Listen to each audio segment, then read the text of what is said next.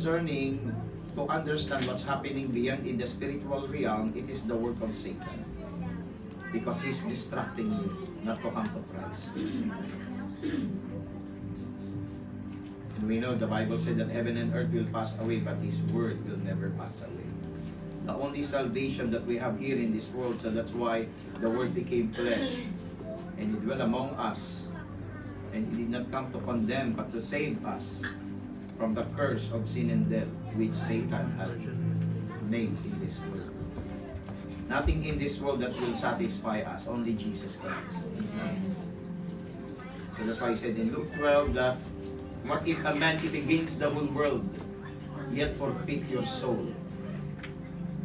Sa Tagalog, ano pa nga, makuha mo na ang lahat dito sa mundo. Profession, magandang sahod, nakaipong ka, may maganda kang bahay.